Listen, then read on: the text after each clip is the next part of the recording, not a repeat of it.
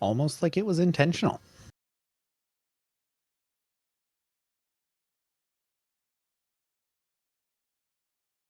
Doing pretty good. How are you? I'm doing grand. I've been watching the AGDQ stream all this week, and it has been fantastic.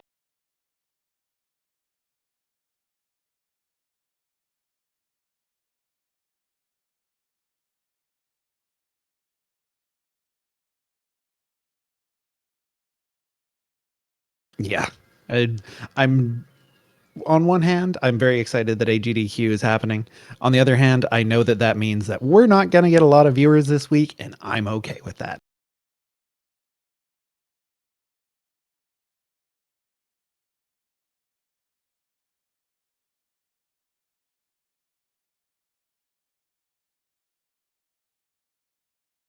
I am Rage. And I'm Pseudo.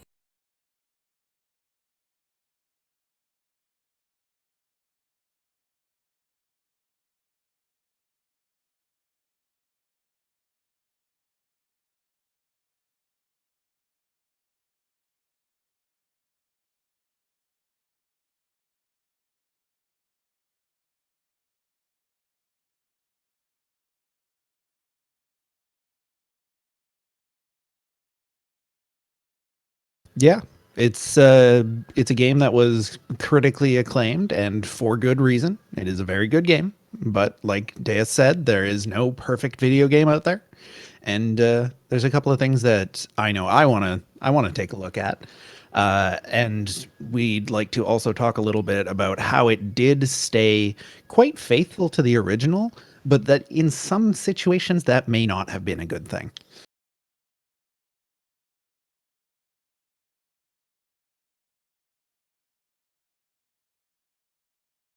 Oh yeah.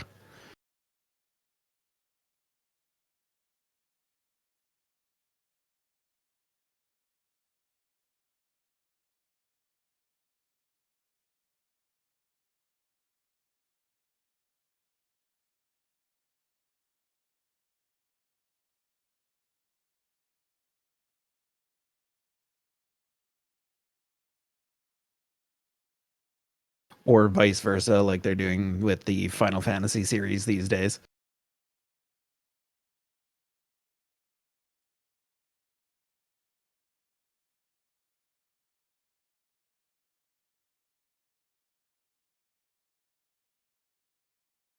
Don't worry, I'm picking up what you're putting down. I got a strong back, as you've seen with us playing shooters.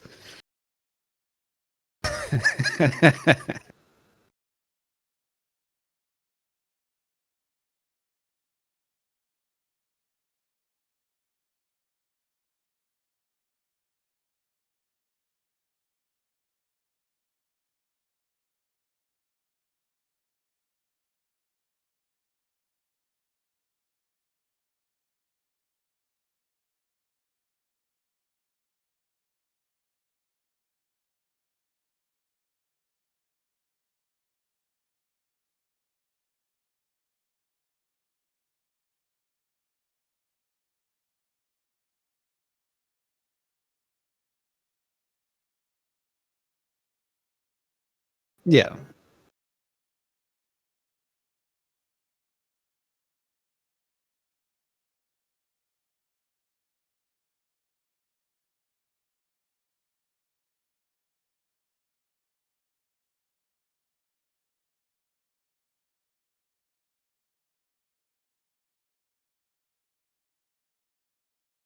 Yeah, definitely part of the whole survival horror genre. Managing your inventory. I love the fact that they kept in, a basically a grid-based inventory system where they aren't just giving you free-form access to whatever items you want. Your inventory is still restricted. You still have to worry about, what can I fit in my bag at any given time. Fantastic. And one of the parts of that, like you said, is keeping you low on ammo to get you feeling tense about all of the encounters coming up. Yeah. I'm gonna say it's also kind of nice because then you don't get the same issue what a lot of games have, where you just have the backpack of every single weapon for every single occasion just on you when you need it, and you kind of have to think about what you're going to need going up into the next areas, the next rooms, and maybe like, when you start hitting around Mr. X, you kind of need to deal with him. And whereas most games, and even a lot of horror games that are modern, are just like, yeah, you just kind of have the entire inventory with you, all your choices are already there. You don't have to plan it too much. So it's good that they did the restricted inventory system as well as the ammo like that.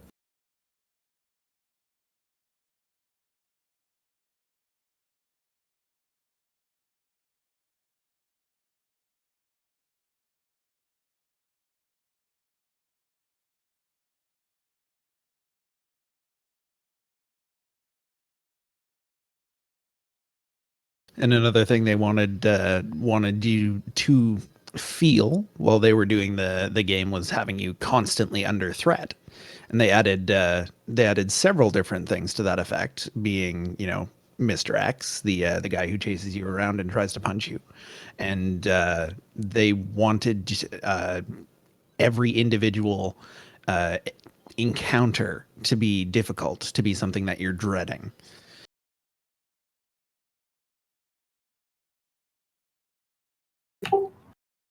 Dread.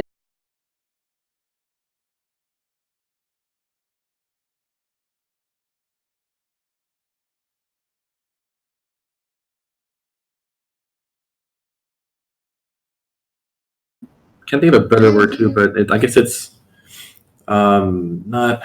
God, words are hard, but I found that like I wasn't. It kept it tense. It always kept it tense. The encounters when they were there, I knew they were happening. Like I knew they were going to happen, and I looked forward to like the event happening. But the build up to it is just you didn't know when it was going to happen. It kept you tense.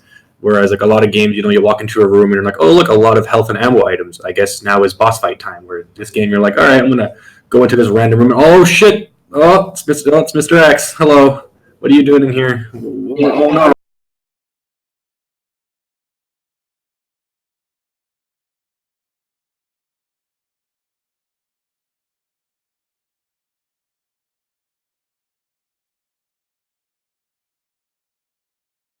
So,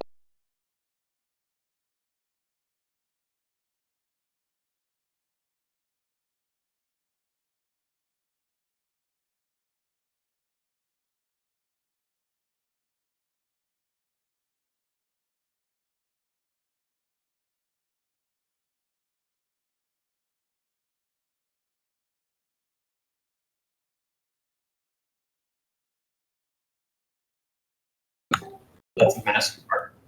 I'm so glad they made the map so well done. The map system is like the UI for it is just fantastic. I found. Yeah, that's Yeah, important. that's like a small nitpick I have too. Is just the ability to pause any game.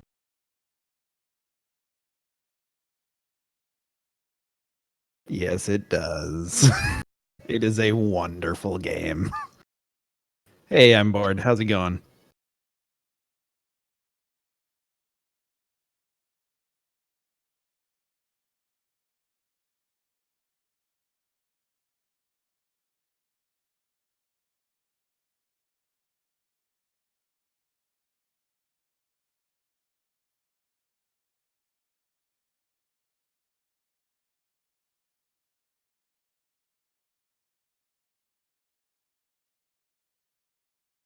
And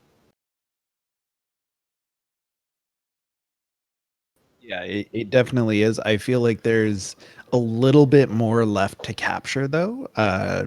Just in the way that they, and this is something that goes a little bit more into the technical side, but the way that they did their rendering, their lighting, their texture work is obviously meant to draw you into the game as much as possible. And yes, that can be captured under spooky scary, but it's definitely like even though you're in the shoes of Leon Kennedy or Claire Redfield, you still feel like it's you in those situations. And that's something that's very difficult to do in a third person game. It's much easier with something like RE7 where they're approaching it from a first person perspective.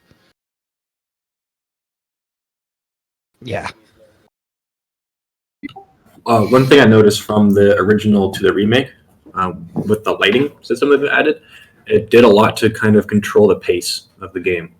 I found with the original, especially as everything's just open and bright, you can kind of just run around most things. Whenever in this game, it's so dark, you have like a limited vision. You can only see so much in some room, and you're also trying to find stuff. So you're kind of, taking your time and making sure you're not walking to a zombie that's just laying down on the ground and stuff like that. So they kind of slowed it down a bit, I found, and kind of controlled the pacing with certain areas that are dark. And if you walk into a place that's a lot brighter, it's kind of like, oh, I can kind of move around a bit faster now, and I can kind of keep the pace up. But then they would substitute that with, okay, well, now Mr. X is in the fucking bright areas chasing you around. So I thought that was well done.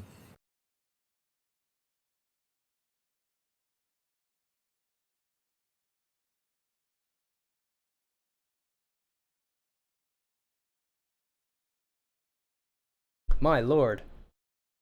That's a good thing you said something. Apparently I've been muted. Apparently, you've been muted this whole time. Once again. I promise one day I'll be a better streamer. I promise. Okay? It'll get better. Anyway, I didn't say anything super intelligent or witty or funny, so you didn't really miss anything. You can read. That's basically all I've said. Is it's a spooky, scary game and it's immersive. But yes, slowing down the pace of the game is a very nice touch. And I mean, if you watch the speedrunners, they didn't slow down the pace that much. But on a blind play, the pace is much slower because, as you said, it's spooky and scary. Everything is dark, and you need to look carefully. And when everything is dark, you tend not to just run through the place because the game is terrifying. And it does an excellent job at being terrifying. They did a wonderful job of cultivating that spooky atmosphere in RE2.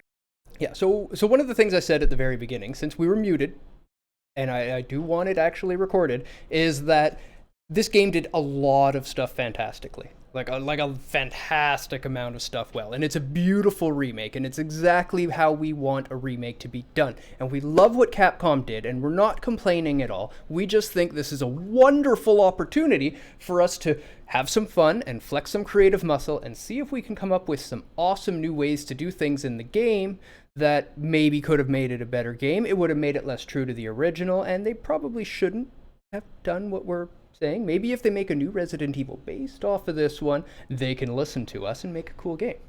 That'd be awesome. Yeah, that would be pretty sweet. Unlikely, but pretty sweet. Yeah. They'll probably never see this, but if they do, come on, Capcom, you've done some cool stuff. Let's make the game just a little less, I don't even know, spongy. Yeah, specifically less bullet spongy. Less spongy. And unfortunately, to make a game less spongy, you cannot just lower the hit points on things, because you ruin everything else about the game when you do that, and a lot of design elements need to be considered, adjusted, and changed just to lower the health on an enemy. Yeah, for sure. Many people have never balanced boss health to enemy health to weapon damage, but it's not easy. All right. So slowing down the pace as a principle. And then, okay, so spooky and running. Well, the running constantly is the mapping and pathing, but then the slowing down pace on top of it. And it seems counterintuitive, but I definitely feel both of those things in the game. Like, I was going really, really slow until something was chasing me, and then I was wondering why my character runs so slow. And then it was, why don't you run faster? That was exactly the reaction. I'm looking at like, I can jog faster than this. You can go. Come on. I can jog faster than this. You can. You're a trained professional, and I'm just some guy sitting on a couch playing video games. Let's get going here. You're in better shape than I am. Come on, Leon. No, screw you, Leon. Yeah, one thing I found that they could have done in like the second half of the game, because like the first half, like they said, the pacing's slower. It's dark. You're kind of adjusting to it. And they might have done this as a part of, maybe they would assume that the players would get used to the darkness and start moving faster. But I found that like the second half, the pace kind of picked up a bit, mostly because now you have stuff that's chasing you. But I would have liked it if they would have, thrown in some kind of hooks or some curves in there to kind of slow it back down again and force you to slow down and start thinking more and carefully instead of just started to blindly through it. Because I really enjoyed the first half, and I found the second half started to kind of, fall into motion. And now I'm just kind of like run, shoot this thing, run, shoot this other thing, run from this thing and just ignore it and then shoot it. And then I would have liked to have like something, let's say like the power goes up completely everywhere, so now everything's dark and there's something that's slow that's chasing me, and if I run kind of like similar to the lickers, then it attacks me, but on a kind of a more immersive and kind of more of a granular scale. That's like, I would have liked that. That's the only thing I found was kind of missing, is that something to kind of like mix things up in the second half and kind of like bring you down from like what you got used to. The biggest thing I find towards that determination or playstyle towards the ending is you've got a lot of guns and you've got a lot of ammo by the end. Unless you're playing on hardcore and you've been actually trying to kill things, then you have no ammo. Then you never had any ammo. Yeah. And they could definitely use a better balance of that. So let's call that too much endgame ammo. Yeah, I guess like endgame power and stuff like that, the power creeping that happens. Because they can throw in an enemy that, doesn't react to getting shot, similar to how like Nemesis was for the RB3 remake. Like you can shoot him all day, and sometimes he'll leave, but you're not ever going to kill him, right? So stuff like that they could have thrown in similar, or like some sort of creature, or like they have like quite the repertoire they can always throw in, like something that isn't shootable, something that you can't just like kill, or something that you have to kill with a certain item that you don't have yet that they can restrict, and then that way like, oh, you have this huge arsenal and now it doesn't really matter, you're back to the beginning kind of thing of, oh man, I need to get this thing to help me in this situation. Well, you've got the Mr. X going for you, and it's pretty obvious you can't shoot him. Maybe not super obvious instantly, but pretty quickly you figure out he's not worth putting bullets into. But the major bullet sponge in the game is really the zombies. Like, I've put an entire clip into the head of a zombie. And it kept coming still. You and I both have some design suggestions for that coming up later. Yeah, I'm fully looking forward to the Let's Redesign section, but we've got to identify principles, goals, and issues within the game. So too much endgame ammo, but another issue is way too bullet spongy enemies. So obviously they made the enemies bullet spongy to try to absorb more ammo from you so that you cannot kill everything, and so that they can limit the amount of ammo you fully have access to. The problem is bullet spongy enemies aren't interesting. RNG crit shots. Yes. That's an issue. Did you even know that the game had RNG crit shots, Pseudo? Kinda. It got kind of obvious when like you'd shoot certain things and they'd blow up instantly, and other things would blow up after a clip, and you're like, what am I doing wrong? Like, I didn't do anything different. Is there like some secret hidden hitbox that's like the 1 KO, or my bullets just get stronger randomly? And I'm like, I feel like my bullets just get stronger. Yeah, and Board was interpreting it as maybe multiple hitboxes doing different amounts of damage on heads. And I mean, they never explain anything, so we're really not to know. It's not the greatest. Possible that there's multiple hitboxes, but knowing Capcom and knowing their game design, it was probably just random ass crits. Well, it's 100% RNG crit shots, because with the same types of zombies, even the same types of models, one of them I would shoot it once and its head would blow up, and the other one I'd shoot it 9 times and it would fall over and get up in the same spot. And we'll get a little bit into what a crit used to represent and lambaste them for this later, but we'll get to that issue.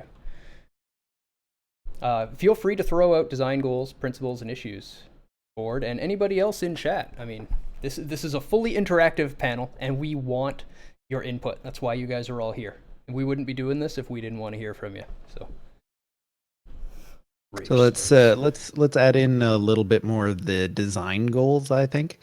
So we've added in, spooky, keeping you low on ammo, making you feel like you're under pressure.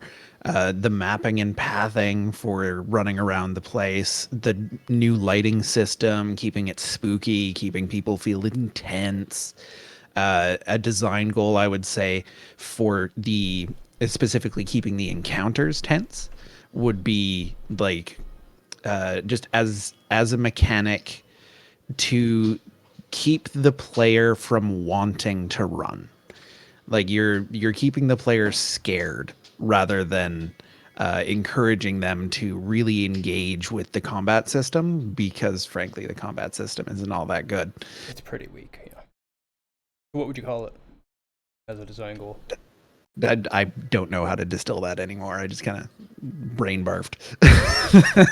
Okay, so you're talking about wanting to prevent the player character from running and keep them engaged in the combat, but not engaging the enemy. So like combat incentive, or the Kind of the opposite though. Like Yeah, it's more like a retreat punish. yeah. fight or flight kind of balance.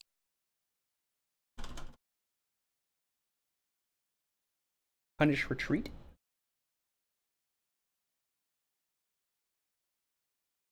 It doesn't really do that, though. You're more than welcome to backtrack. Although I guess they do actually kind of punish retreat in the sense that as soon as you start to go away, Mr. X shows up and ends up fucking all your pathing. Well, that I was thinking more along the lines of like they want to slow the player down and keep them, in a state of stress, so to speak.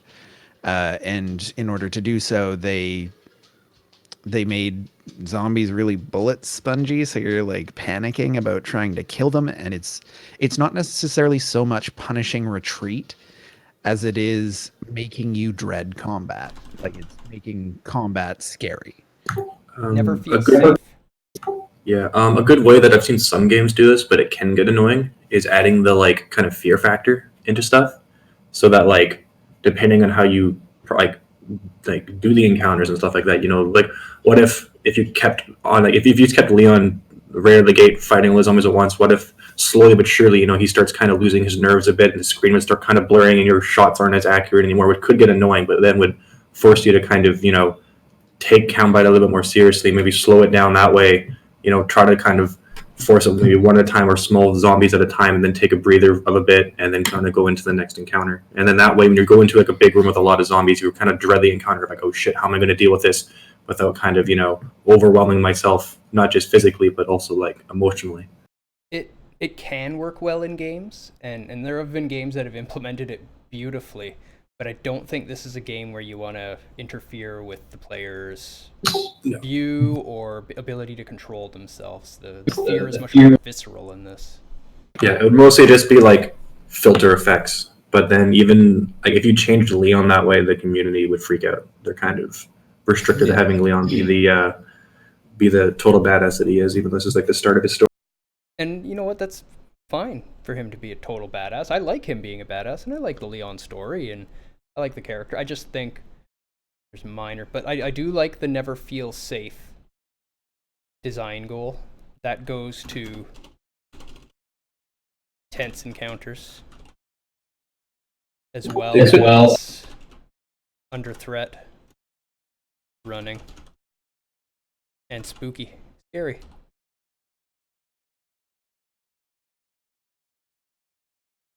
The puzzles in this game, they kind of always feel like a inconvenience for the most part, but they are still part of their design goals, is to keep it a puzzle, especially the layouts and the actual like puzzles and restrictions. I love the puzzles in their games usually, and that's going to slow down. Nice to meet you. Hey, thank you very much for follow, Kingspoon. Nice to meet you too. So the puzzles are to slow down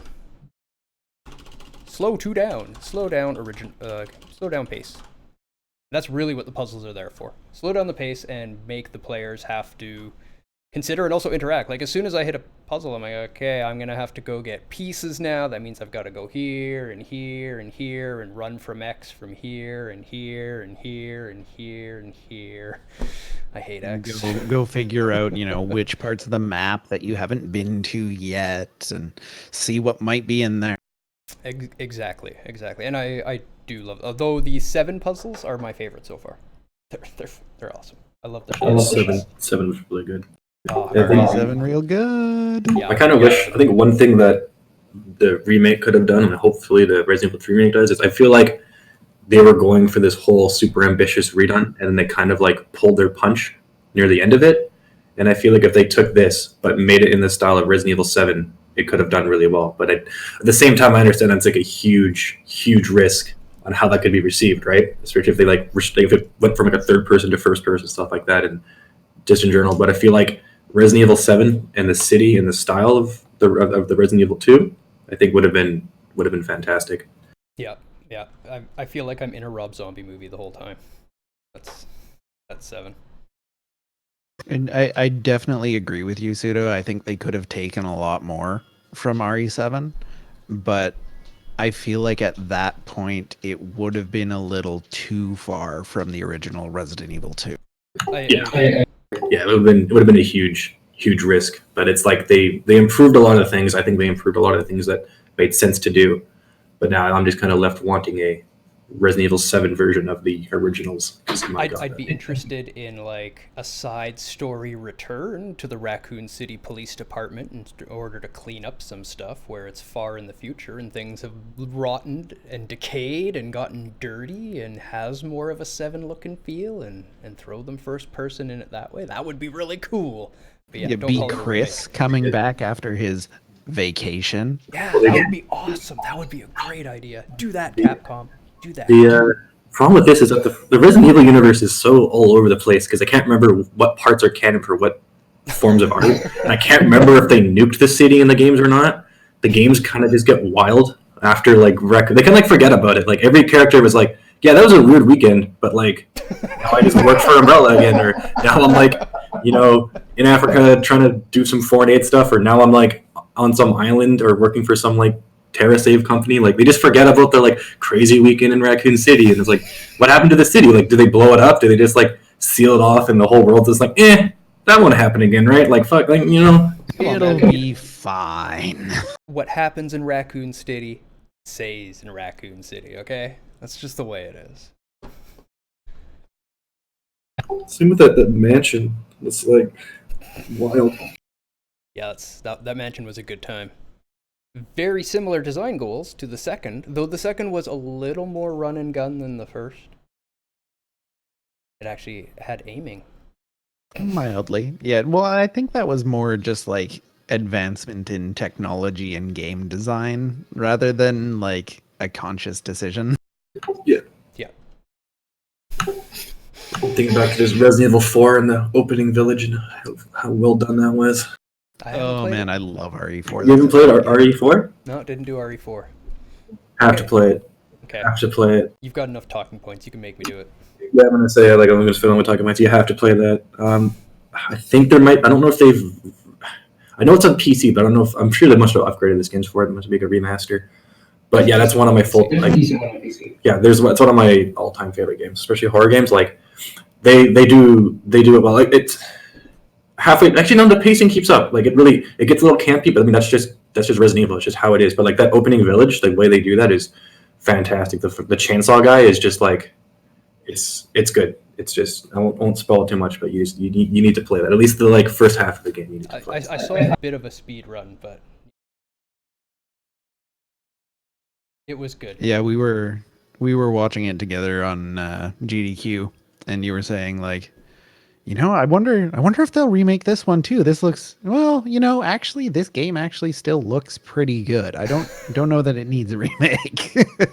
Yeah, because the Resident Evil 2 remake is basically they just took the RE4 format and then slapped a big upgrade onto that too. And I'm like, oh man, can we take the RE2 remake and just reskin it to RE4 to make it like even more beautiful and add a bit more of the kind of tweaks and performances to like models and textures and physics and like even the enemies and stuff. I'm sure we have better AI. That's one smaller thing I've noticed is the AI improvements. Yes. I would love to see 4 get a dark, gritty overhaul. I would. Because the villagers aren't zombies, but they sure walk and tank turn like they are. They're not zombies. They're not quite human either, and you can definitely portray that in some ways. It's weird because like it's the Ouroboros virus because they're still technically like they're still sentient, right? They're still they just go around the business, but all of a sudden it's like, okay, like he's got an arm for a head or something now. What the hell is this thing? But the actual, when you're in the game, you'll notice that like, just because like restrictions at the time, right? There's quite a few villagers, but when you go in a house and they all like single file like shuffle in through the front door. Yep. I think some might hang out by the windows and stuff like that, but for the most part, it's like you can kind of kite them around easier. I love it with like a modern AI engine where you're like, they know like certain, like they can, do it what they do nowadays where they can segment it, right? They have like, they can segment to automatic groups of like, this is the like chasing group, this is the like containing group, and this is the like hang around and try to like corner him and flank him and like surprise him group that a lot of modern horror games have that nowadays. Sounds like a nightmare. It really does. The best possible way. Yeah, that sounds like fun, but a rough fun. But yeah, issues. What else do we need to fix on RE2? I think the boss battles could have been better. Yeah, I fully agree. Especially some alligator bullshit that you saw. That's not a boss. But I know, right? That's the thing. Like it should have been. It could have been a cool boss, but it wasn't a boss. It was just a QTE, basically. Yeah, that's what I mean. Like that stuff can be improved, right? Like that's a really cool concept. Like what the hell is that thing in the goddamn sewers? And you're like, okay, well, never mind about that. Who gives a shit? But yeah, all of the boss battles, I pretty much agree with. The first boss, I think, was the worst boss in the game. Yeah. I really do. You don't really fight him. You just run, turn and shoot, run, turn and shoot, run, turn and shoot, run, turn and shoot. Yeah, that's pretty much the whole thing. He didn't hit me. He just took a long time and a lot of bullets. And harder difficulties making me shoot him more. Doesn't make him harder. Just makes me have to run for longer. That's not fun. So we're gonna put that one there. Oh. No. What have I done? There we go. I don't know. What have you done? There we go. I'm good.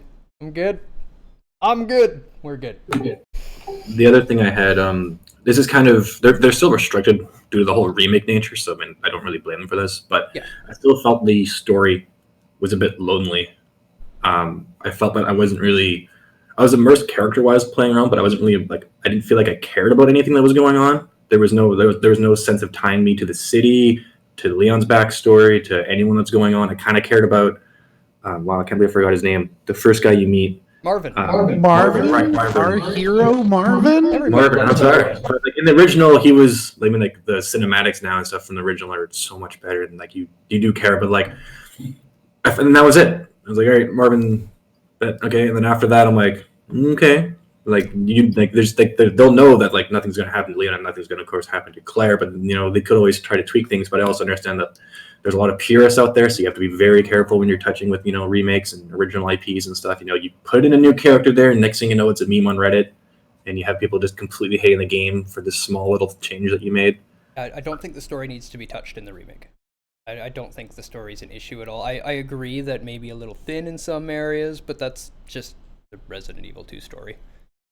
Yeah, I was saying it since it's a remake, but like if we're going over just design things in general, like, as its own as a game, that's something that I feel like that like it's of course it's very difficult to do because they of course made a very good game. So any of these points we bring up will be fairly difficult to do. But that's one thing that could have been there was something could have been done in the story, even if it's like adding another kind of segue or between things, or even like a added side story bonus thing. But yeah, just one little part. Yeah, I'm with you. And 7 did a much better job of that. As an example, I'm fully invested in who I am, in the location. I love the setup. I love the lead up. I love the intro. I love the prologue. And then when they throw you into the game, yeah, really well done. And it added a block button, which added skill to combat, which is just cool. Yeah. And blocking is really good in that game. Like, really good. I was shocked and amazed at how well I could block when I used block. I thought I was just some loser trying to save his wife. Turns out I'm a ninja badass. Love it.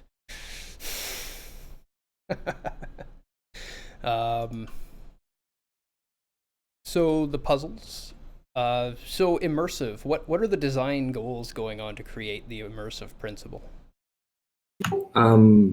It depends because it's like different genres have different levels of immersion targets they want to hit. especially when you're trying to tell a story, it depends on the character, right? And like your target audience. So us being, somewhat around Leon's age, Leon's, actual demographic, it's easier for us to get immersed. But would say if you're someone of a different gender or a different race or even just a different kind of like ethical background, it's like it can cut you off right there to get immersed, right? Especially depending on the story. So it's not always the point too, right? You're also supposed to experience it as a story. So it can be immersion can be kind of difficult, but it's when you're actually in the gameplay that's when you feel like you're the character, like in the boss battle. You're not thinking like, man, what should Leon do right now? When here it's like, what the hell am I going to do? This thing's throwing punches at me. What do I do, right? So at that point, I feel like the immersion was still actually really good in there. I'm actually not too sure off the top of my head how I would improve that. I really have to, like, there wasn't much in the game that really kind of pulled me out at those parts. So sorry. So what I'm hearing from you as you're talking about this is that the key and one of the essential things is tight and responsive controls, so that you're not fighting with your controls. You can feel intuitive with the character and not have to think about what you're doing. Think about being the character, and your fingers just do in response. And I think I had pretty good control. Pretty good. Yeah, especially I've definitely improved over the original tank controls. And RE2 even had pretty good control compared to RE1. Yeah. For the day. To RE1, it was like night and day. I would say, however, that I think our first 4 points on the list, keeping it spooky, keeping you running, darker lighting, keeping everything more realistic, not feeling safe. I would say that all of that also contributes to the immersive factor of the game. Just makes it feel more real. It makes it feel more immersive. I honestly, in my experience, having played the game, the biggest thing of everything done to the game to add to the immersion is the lighting tech. Yeah. That's really the bottom line. The lighting is so good that I feel like I'm there. It looks like a really real scene. What they're getting to. That and the new texture work. Oh my goodness, they put so much work into the textures in RE2. Yeah, Capcom's texture artists are a next level thing. Next level. The zombies themselves too. Like the zombies just improve over and over again. Like you don't think they can get better. Like a lot of games do zombies, right? Like there's a lot of zombie games out there, and like these ones, I was like, holy shit! Like this is like the whites, how their eyes are, like the whites of their eyes, and how they glisten, and the way that they just look. Right? You're like, you look at that, and you're like, yeah, that's a zombie. They don't have to sell me on the whole like he's walking weird or he's groaning kind of stuff. You just look at him, and you're like, yep, that's definitely a zombie. Oh, he dead. He walking and he dead. That's. I say he dead. Yeah, that sums up that game, and I'm with you. The effects on the zombies were phenomenal, but even their stagger patterns and stuff like that are really getting better, and that's one of the things we're gonna touch on a little bit more later. Oh my goodness, so many missed headshots, so many. And it's a fantastic way to approach a game's difficulty, but we're gonna dig into that on the redesign. I've got some ideas for you, and I think you're gonna like them. Issues, and people in the chat too that have played this game. What issues did you have with it? What did you think made RE2 a weaker game than it could have been? There's no absolutely wrong answers. We want your input. We might not use it. We might tell you why we disagree, but we still want to hear it. I'm gonna keep trying to come up with issues. I think we've covered a lot of the issues that I had with the game in its current iteration. Yeah. And I feel like I can tell where some of their intended solutions to these issues were, but it just ended up flopping in some places. Like, for instance, the bullet spongy enemies in order to soak up ammo. But then by the time you're getting to the end of the game, you've got all these super powerful weapons anyway, and it's kind of meh. Okay, so while we wait for some of the chat to go ahead and tell us what they think the issues with RE2 Remake were, and again, I want to note, I see some new people coming in. We loved RE2 Remake, and we think it's a wonderful game, and we're not doing this because we don't like it. We're doing this because any game could be better. including our favorites. Bloodborne is not a perfect game. There are one, maybe two things you could do to improve it. Number one being performance, and put it on PC. Number two being make PC Chalice port of it. dungeons interesting. Sorry, what'd you say, Pseudo? I said I would love a PC port of that game. That would Yeah. be fantastic. I don't think we're ever going to get one, though, unfortunately. With the PS5 being full reverse compatible to the PS4 gaming, I don't think they're going to let it happen. You might get a remaster on the Sony hardware. Maybe. But if nothing else, it's gonna make me buy a PS5. Yep, absolutely. So I totally understand why Sony doesn't want to let that one go. Yeah, no, I wouldn't let it go if I was them either. If you put that game on PS5 in a remastered version, I will buy it. I will buy a PS5 just to have it. It is that good of a game. Just like the current version, but 60 FPS. Yeah, that's I all you love need it. to do. That's all you need to do. Or maybe be like, we've changed up the algorithm and made the Chalice dungeons a little more interesting. Made them bigger. We've made some curated Chalice dungeons. That would be cool. Okay, why the issue? So before we can get into fixing something, we need to understand why it's there in the first place. Because if you just go pulling it out of the game, you change the balance of everything. Right, and we're not here to just be like some hack and slash, oh, this doesn't work, rip. No, this is a subtle change that we need to make. Little changes everywhere just to fix an issue. So why did the ending of the game become more run and gun than the beginning? That's probably just too much ammo at the end, but it was also the lighting, I think Pseudo was saying. Yeah, it's hard to run in the dark. It's true. The lighting definitely changed in those maps. It got a lot brighter. And by that point, the power creep has really kicked in. Are they maybe trying to make it more run and gun at the end? Probably, most likely. I think that's how most Resident Evils kind of play out. Near the end, you start getting, of course, like the rocket launchers and the machine guns and all that kind of fun.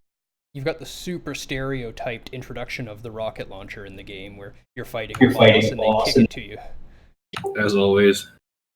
Every Resident Evil has done this. Oh, you're fighting an enemy that won't die. Here, have a weapon to kill them. It's a rocket launcher, by the way. But, I guess, is that even an issue?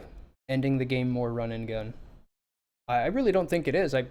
Though I guess I'm more of a run and gun than a horror fan, but I really liked the run and gun parts of the game. Yeah, it's just more for like horror. It's nice to keep the player on their toes. And then kind of like it adds that level of uneasiness of unpredictability, because the less predictable the game is, and the more kind of susceptible they are to the horror elements. But once like, oh, I'm Mr. Like Mr. Rocket Launcher now with the nothing scares me. Like I can blow everything up, but like put them in the dark all of a sudden, put them in a room too small where you can't use the rocket launcher, and it's like, well, shit, now I'm scared again. So let's say the ending being more run and gun isn't the issue, but the issue is too much power creep. Better? Yeah. Better? Yeah, I it's just like I said, it's one of those like kind of minor nitpicks where it's like it stopped feeling like a horror game halfway through, which is fair. I mean, horror is very hard to do, especially in games, and it's hard to make you scared of something that they've given you. Keep it consistent, right? Make it something that's not frustrating for the whole time, and something that like once the player figures it out on the other side. Like the last game I think I played that like really kind of like stuck with me, that was like pretty good horror, was Alien Isolation, because like the AI for the alien is done really well, where it's frustrating when it comes to you, you dread the encounters, but hell of it's thrilling when that's going on and you're sneaking around and that thing will just find you all the time. And like that basically goes through for most of the game, and it keeps that horror element there, where like a lot of other games like let's say like Outlast or something, you kind of figure out just how the AI works and you get in a predictable pattern of like, okay, now there's an encounter and then I'm just going to deal with it, and there's not really like any actual threat of danger or like and stuff like that. Yeah, but if I'm not mistaken, in Alien Isolation, you never have a weapon? No, you get guns. Okay. There's robots and stuff, and there's other like humans that you can shoot at and stuff. There's more enemies, but you can never really deal with the alien itself besides just kind of running from. Yeah, giving a bunch of ammo is the safest non-choice. I fully agree, and one of the biggest issues that they're running into on this ammo problem is their bosses are very, very bullet spongy, right? So the player has to have enough ammo to get through the boss when they get to them, because your knives are limited, they break, you have no weapon if you don't have a gun. So it's a very, very, very careful balance, and that's actually one of the issues I had when I played on hardcore, is I had just enough ammo to beat the boss when I got to him, which left me with like 10 rounds, my handgun, and that was it. And that's not even enough to take out one zombie on hardcore. Which, I mean, there are several ways that you can tackle that. But Yes. On that note, they do, I think anyway, have a dynamic ammo system based on the difficulty of the game. Yes, Your they do. pickups will give you more ammo per pickup. So that's something that definitely could be tuned, rather than having, say, a super spongy boss to reduce ammo count in the player's inventory, or adjusting the placement of enemies, grouping them a little bit more, putting some more stress on the player. They're more likely to miss and waste ammo that way. Mm-hmm. You also have a variance in the crafting system on difficulty, so lower difficulties will craft more ammo as well. Yeah. But that we'll definitely come up with a bunch of interesting solutions to approach this problem. I have a couple I'm real happy with. I think you'll like. So why the issue for too much power creep? Same with too much endgame ammo. I guess they're kind of the same. The power creep is really the ammo creep. To a degree, yeah. That, and the fact that you do get much more powerful weapons. But You get more powerful enemies with those. yes. But it is definitely tied to the fact that they have decided to design the end of the game in a more run and gun fashion. So they needed to give you more ammo for that, which means they need to throw more enemies at you, which means the enemies need to be spongy. Or just higher number. Yeah, or higher number. And it could be dealt with by breaking up the run and gun sections a little bit more, like Pseudo was suggesting earlier. Like, sure, you have a bunch of ammo, but okay, now there's this room full of enemies. Burn everything to get through there, and now you've got this tense section where you're like climbing through vents and trying to sneak around behind stuff. Yep. Like, it's doable. Yep. It's just it doesn't feel thematically correct at the end of the game sometimes. I mean, at the end of the day, you do have to account for player skill levels. So you are going to get those extremely skilled players that never miss a headshot. And they're going to have more ammo than they need. Especially when they get to the end. They're going to have more ammo than other players. But I don't think that's a bad thing. No, it's not. It's not, and it's just going to be a thing. We do have to design the game for the average player, right? If you're too bad that you missed too many shots, you're not going to get very far, and it's fine that you fail. You have to get better or play on a lower difficulty where you can miss more shots because it gives you more ammo. I'm cool with giving more ammo on lower difficulties even. So one thing they did do, but I figured I just thought about it right now that could have maybe been expanded a bit more, is like shooting will trigger Mr. X at times, but it would have been nice to make that a bit more obvious and kind of put the player in an area where, sure, you have all these guns now, but if you use them, this dude shows up. Now deal with this scenario, and that would slow down the player quite a bit, right? Like, okay, maybe you can look in a room and see what's in it first and decide not to go in that room. Maybe now there's some other different mechanics to deal with the zombies where maybe you can't fight or kill them, but maybe you have to navigate these rooms, and if you have to shoot them, well, now you have to deal with Mr. X as a consequence, right? So then you kind of have to throw a different dynamic at them, and then that would bring it back to, well, now I'm scared because now I have a new thing I'm not used to dealing with, and it's a new challenge. I do like that as a solution but I think in general it would have been nice if they used that sound more. Maybe especially not with how good the audio engine is. Like, oh my goodness, their audio engine is good. Yeah, and like lickers are a fairly good example. If you fire your gun, they'll come over. Just like if you run, they'll come flying at you. You can walk, but you can't run. and it's nice, and to use that more would have been great. Like if I'm in a room with a bunch of zombies and I can fire once and they start moving over towards me so I can take another path through the room, that would have been lovely. It really would have. But I don't think it fixes any of the issues in the game. I think it just adds to it.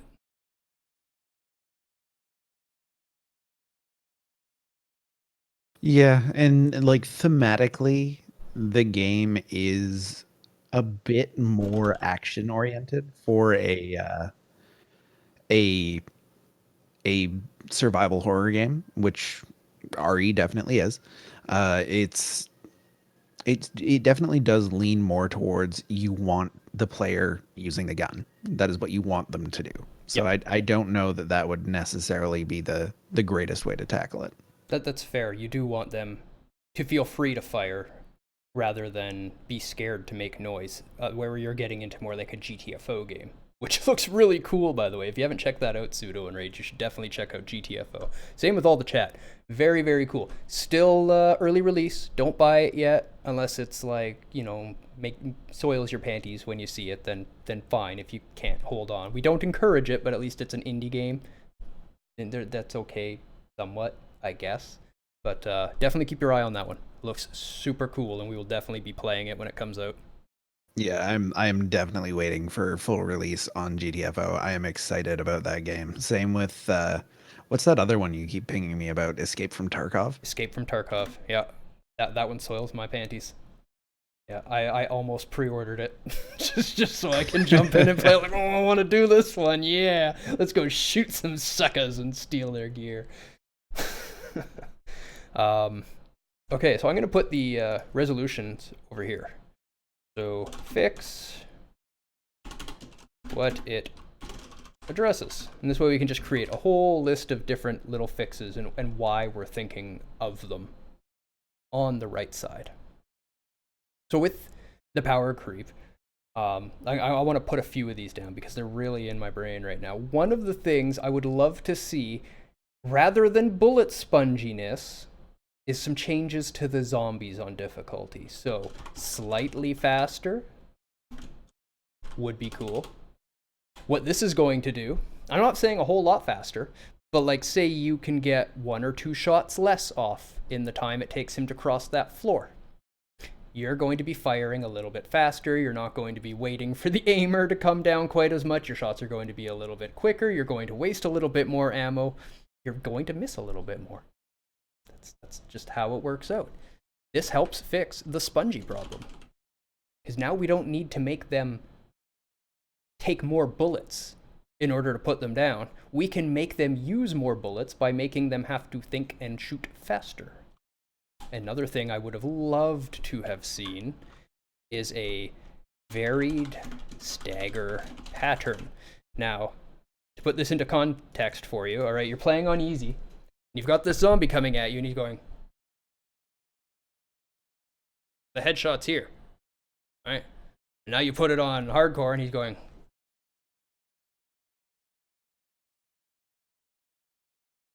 that's hard to hit. Yeah, and it would have made a lot of sense. And I mean, the one of the things I feel like they tried to do was to really move around the headshot hitbox when you have shot the enemy once already. But it just ended up being frustrating. It was okay. I didn't mind their stagger patterns. I was totally fine with it. I liked that the head would move out of my way sometimes and totally juke me out of the odd headshot. I'm good with that. I wish they would have used it more. I wish they would have used it to a deeper level in order to create difficulty rather than what they did. Yeah, one random tidbit. I haven't thought about this enough to see if it would have worked, but I know a lot of other zombie games address it for the whole headshot kill thing. Mm-hmm. Is helmets, and it kind of like it would make sense for riot zombies to be a thing around there, or any kind of zombie with a helmet lurking around, and all of a sudden now shooting in the head a bunch of times is not going to help, but maybe shooting it in the knees, knock it down, and maybe some way remove its helmet, or maybe there's something on it you can shoot or deal with it, but or even just make a logical excuse to have a spongy enemy here and there.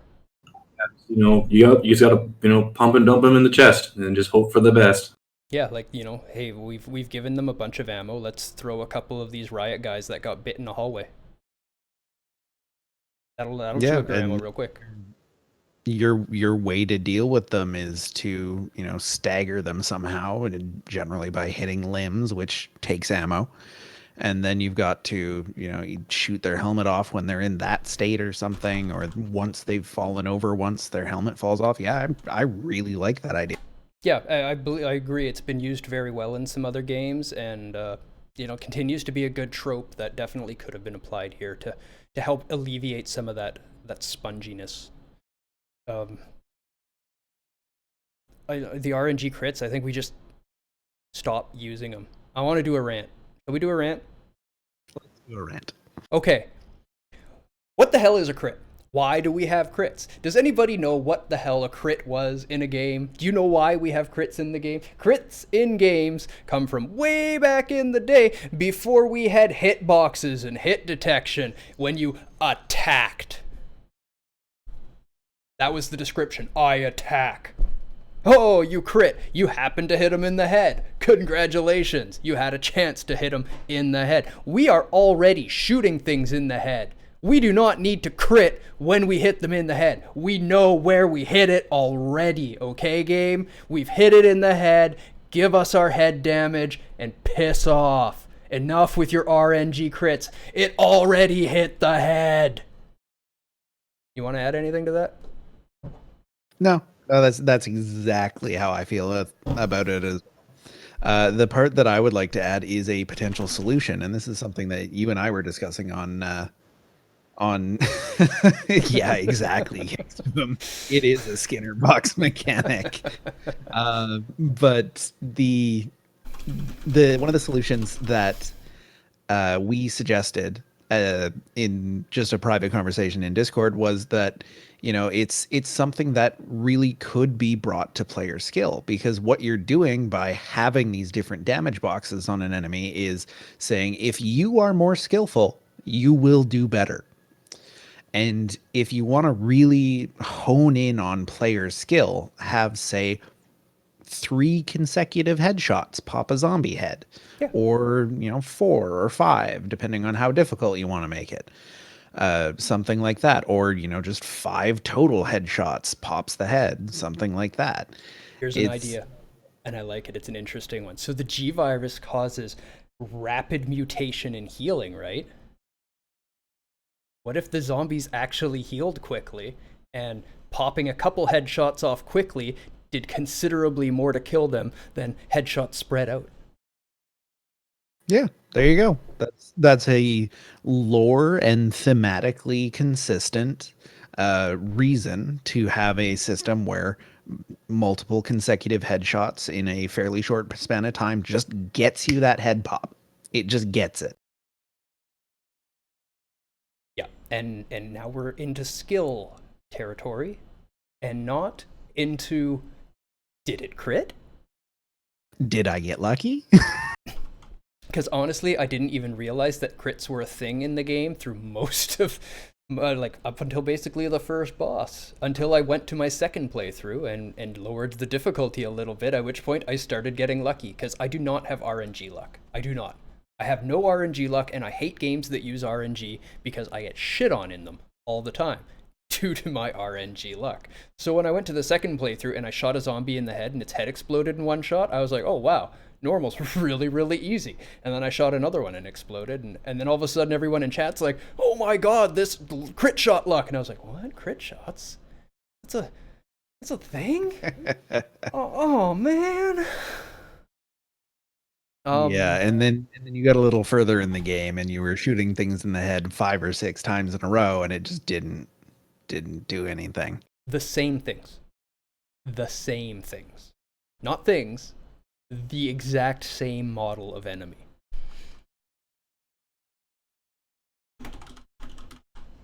Yeah, reading into it, it is actually just straight up RNG. Similar to the original remake, there was still they had the critical headshots where you could kill a zombie in one hit. Mm-hmm. So apparently the head is just the critical strike zone, and then you just have a small chance, or you just have a chance of just one shot on the enemy. So it's not so much like, it's just literally a one shot. So like even like your fourth or even your last shot could still be that crit that was going to kill it anyways, which is kind of strange. And it's like, I get it, it's skill based because not everyone can shoot him in the head, but I feel like the game never really put me in a predicament where like I was like, okay, I can't shoot him in the head because I'm just going to shoot him in the chest instead. It was like, no, like I'm always just going to go for the head. Yeah. Strong disagree on it still being skill based. Strong.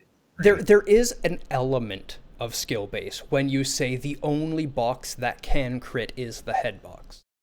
You're taking away a lot of the skill value when you make it a small percentage chance, but it is still a skill-based shot. It just has very little value.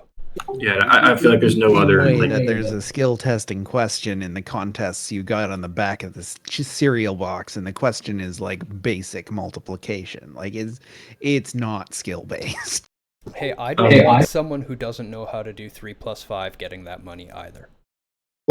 The thing is, like I was saying, from their design perspective, it is like it was skill based to them because shooting them in the toe won't one shot them. There's a bit of the reward of, oh, can you shoot them in the head? But then like shooting them in the head, as you were saying, is not a skill thing in the game itself. It's like there is no reason for anyone to really just start shooting them in the chest, especially when like it's just like you shoot them in the head. Like it could have been done well if like, well, shooting the head was just a super hard thing because of their staggering pattern and like you're being rushed all the time. So it is, you pop them 5 times in the chest and they'll drop or something, but it uses more ammo versus, popping 3 times in the head. But I mean, like you said, it's just like, oh, he's coming at me, hit him in the head. Oh, I got lucky that time, he's dead. Cool. Okay, move on. And this other time and took 6 shots. Yep. And when you're dealing with a game talking about ammo conservation, this really screws with things too. So like this doesn't just, taking out the RNG headshots doesn't just take out RNG headshots. It also helps with the spooky goal, keeping low on ammo. Right? Because now we can actually realistically understand how much ammo it's going to take a person. If it's a really good player, we know exactly how many bullets are needed to perfect an area. And it'll never be less than this, if we want to kill everything in it without running past it. But it lets you balance ammo to a point much, much, much better than every once in a while you're going to shoot it once and it'll die. Yeah, way more consistency. And consistency means tighter tuning, which means more intense battles. The healing over time for the units, which was explained by lore, by me, was to address sponginess as well. So bosses. More enemies. Well, I've got a couple of enemy stuff. Yeah, more enemies to address with sponginess as well. I've got a couple of other things that I was thinking about as far as dealing with bullet sponginess in core enemies in the game, and one of them is very much enemy placement. Like I was alluding to earlier, if you have 2 zombies in RE2 Remake, that is infinitely more deadly than 1 zombie, because now all of a sudden, okay, you've got to manage stagger on this one, and now this one over here is walking towards you, so you got to stagger him, and now once you're doing that, okay, well, this guy's recovered, so I got to run away a little bit, and oh shit, there's another one behind me. Enemy placement could have been a lot better. I'm with you. They could have learned from FromSoft on that one to be just a little more sadistic. Try to kill us a little bit. They were a little friendly on some of them. But there were definitely some where it's like, I'm through the door and I'm bit before I can see anything. Fuck you, zombie. Fuck you. Which again, you can learn from FromSoft on that one. I'm okay with just getting hit when you come through the door. FromSoft is a lot of things. People call them unfair. That I will disagree with every single time. There is always a way to deal with it.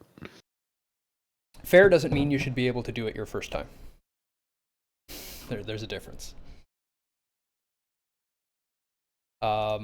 So yeah, the more enemies / enemy placement I added. I'm with you. On the more enemies, I don't think we necessarily need more enemies in that first pass, but I loved their mechanic of zombies crawling through the windows, filling up areas. I think we're in a city full of zombies, and there are more than enough zombies happening and roaming around in order for us to create a playerscape that allows for zombies to be coming through. They gave some boards. I think they gave enough boards to pretty much board up every window. We don't need that many. They did not. Okay, it was pretty much like almost every window that mattered to me, I pretty much had boarded up, and I still had extra boards. So I was never concerned on the board front. Ever. I think that technique of the zombies crawling through the windows could have been used more heavily. Maybe not necessarily when we're there. So you have some that are actively coming through. That encourages the player to consume their boards on these windows. The other windows, if they are not boarded up, will replenish the areas if you leave them and come back to them to show this swarm of zombies pushing and slowly penetrating into the police station while you're trying to defend it, rather than I've gone through and killed them, so until the next story event, I don't really have to worry about it. I'm glad that they refilled that story. I agree, as long as it's something that is shown to the player. Like, it needs to be introduced as, hey, zombies come in through windows. This is a thing that happens. I mean, I think they basically did show that to you, because it happens when you're there and not there. Or it happens when you're there, always. So you can assume that just because it's happening when you're there doesn't mean it's not happening when you're not there. If I had left an area and returned to it, I would be fairly confident that it's filled up with zombies again. You can also limit this to the outer wall areas, which were heavily used in the game. Yeah, and there's enough, I think, ammunition and interior space that you can feel fairly confident going through most of the game, having cleared out an area and say, okay, probably not going to be any zombies there. I have a clear path.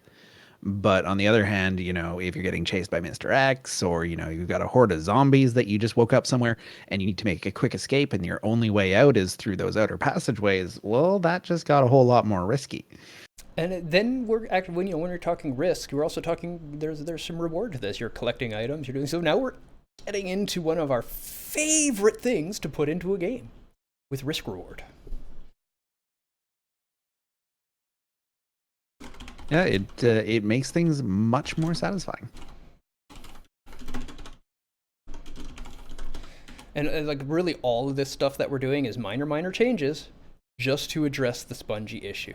Let's look at this. Everything that we're doing is just sponginess. This is not an issue where, like I said, we can just say, let's lower the health on the enemies. It would ruin the game. Lots of things need to be done to account for this ammo. I would love to lower the ammo in general.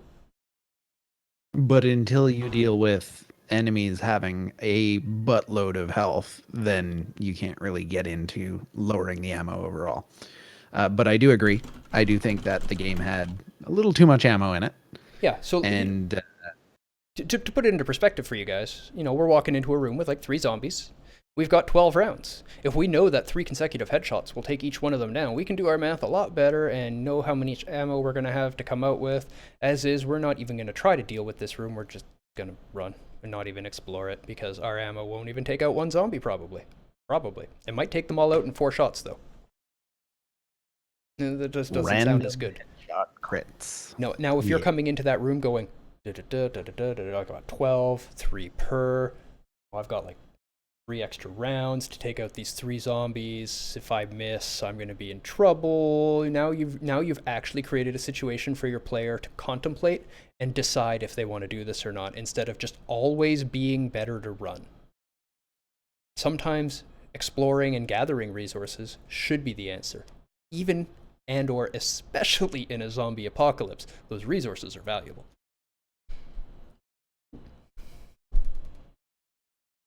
Pseudo, you have any input? We've been talking over you for a while, I think. No, I've been kind of just agreeing with what you guys are saying. Nothing to kind of interject with, nothing to really contrarian on. Yeah, I mean, you brought up the puzzles for a little bit. There's some stuff I want to talk about that. Like we can address later on when we get to that. We'll get to that for sure. Yeah. So until then, yeah, no, I'm just kind of agreeing. Okay. Everything you're seeing, you're hitting all the points that I would be making. So Okay, so every time you hear us talk and Pseudo says nothing, what he's doing is he's sitting there and nodding his head because we're right. it would help if I actually, went on video, and then you can actually just see me nod and being like, yep, yep, yep, yep. These are good points. I mean, you could do that. That is the thing you could do. Yep, we'll go ahead and get that. We're going to need you actually to help.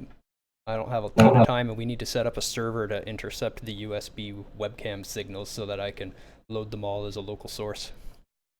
Yeah, I could actually do that, and I do have one, so I can join. Maybe I'll do that for next week's panel. Excellent. Finally start actually into that, and I'm not just a static creepy smiling in. Everyone do your best, Pseudo.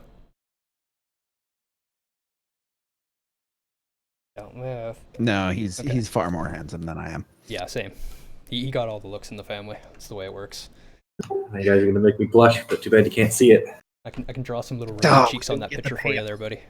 All right, so the bosses. So we want to lower ammo, and we want to make enemies more consistent, and just put more of them in there to make you scared, and make you have to react, and make your shots quicker and a little more considered.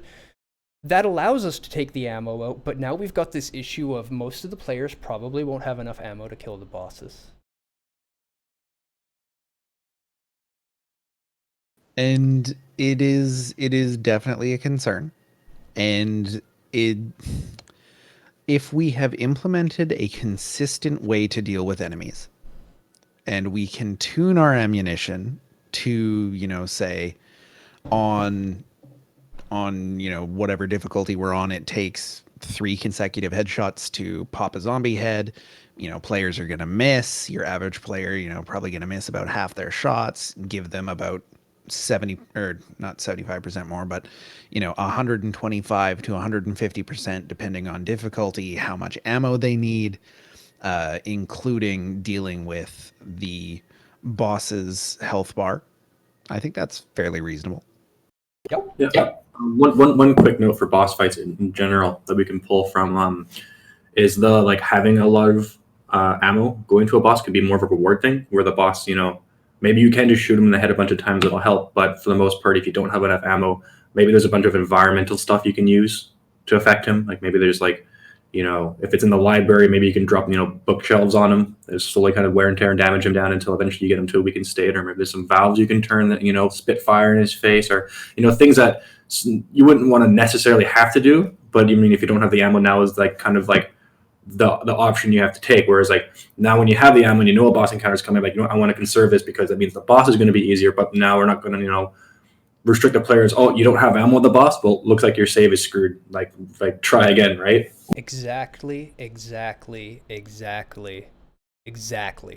what I wanted to say. As you said, turning valves to unleash fire or steam or something, I immediately thought of that first boss fight, and I was like, oh my god, that would have been so much better. Yeah. And exactly like you're saying, allow the ammo to damage the boss, but don't require it. If I need, and here's the thing, if I need the ammo to kill the boss, put enough in his stage for me to kill him.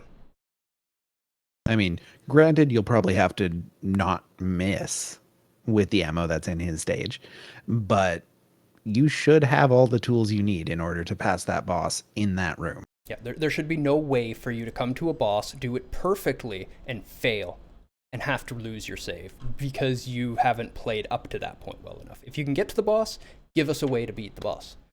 I love the environmental example, Pseudo, and I wanted to bring that up because one of my favorite bosses was the boss on the roof where you're fighting Bilkin and smacking him with the crane over and over again. I thought that was beautifully done. You can shoot him. I hated that fight. I died to the crane so many times. Yeah, I died to the crane a bunch too. But you can shoot him, but you don't have to. If you shoot him in the eye, it can stagger him. It can actually cause him to stop moving. You can use your ammo as an aid to beat him and make it easier, or you can beat him without any ammo just by running around in a proper pattern and smacking him with the thing over and over again. And because you can, of course, I did not fire a single shot through that fight. I just died a whole lot instead because ammo is valuable and I realized I didn't need to use it.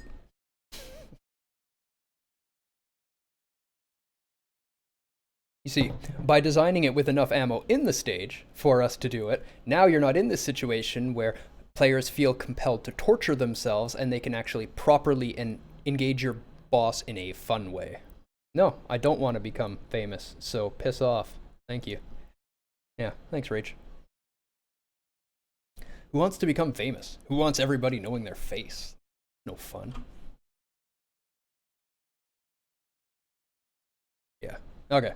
Bot removed. I like bot removal. Unless it's RageBot.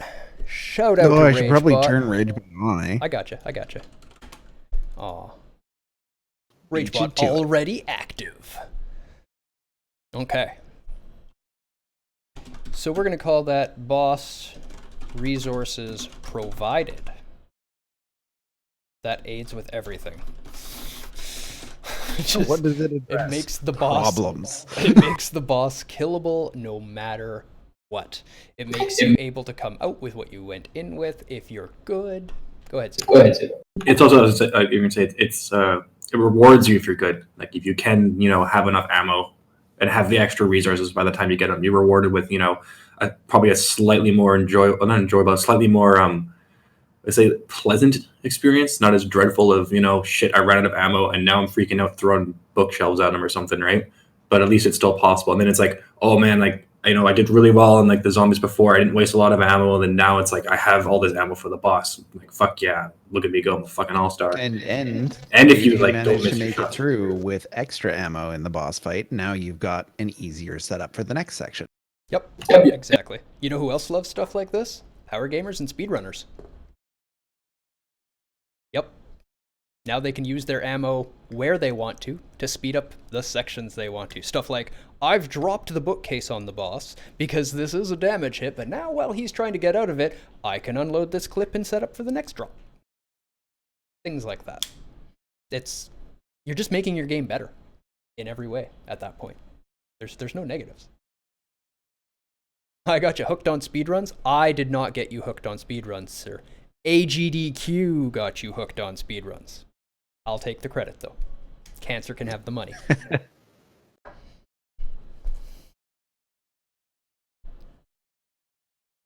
and yeah, I just think having that aspect of environment boss room in the boss makes the boss design more interesting. It makes it more bossy.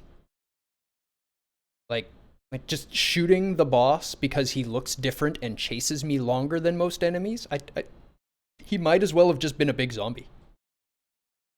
It's more of an encounter. It's more of like you can actually like design the set a lot better, kind of stage the boss as you will, rather than just like, oh, you turned a corner and there's an enemy and okay, well, you killed him. Well, turns out he was, a boss. It's like, well, I didn't really know. Nothing really indicated. There's nothing staged. No music didn't change or anything like that, but there's a lot you can do. It's in like a small part of that is just, adding that environment stuff. It's like, all right, well, my environment's different, and that's kind of the stage that's been set for this encounter. Was there enough escalation of boss danger and variety of patterns? I mean, he hits you pretty much the same way. He'll kill you in like 1 or 2 hits less, and his pattern was literally just chase behind you. The only change to his pattern was if you can't see him, he can drop in from above you. At which point, you take a step back and you miss his swing and you start running again and turning around and firing whenever you have a couple steps on him in order to get that shot off. Luckily, you can reload while running, and that's pretty much the crux of that fight. The reason that he loses is because you can reload while running. That's about it. And grenades stun him. It is super helpful if you watch the speed run. That's basically all they do is stab him. I mean, over the whole game. I would say there are a couple of bosses that do feel like as they get closer to death, they get more desperate.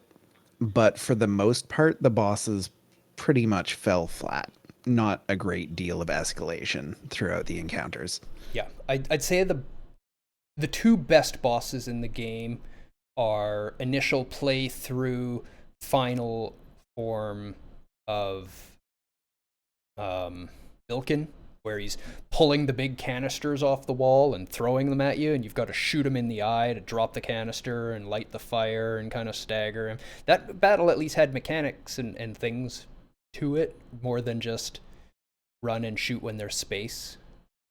Yeah, that was definitely my favorite fight of my playthrough. And then I also actually enjoyed the final encounter with Mr. X in playthrough 2, my Leon B that I did, mainly because I realized that they actually did a decent job with the hitboxes. And when he did his forward lunging attack, I was able to run under his arm between his body to avoid the hit and turn around and shoot him in the back.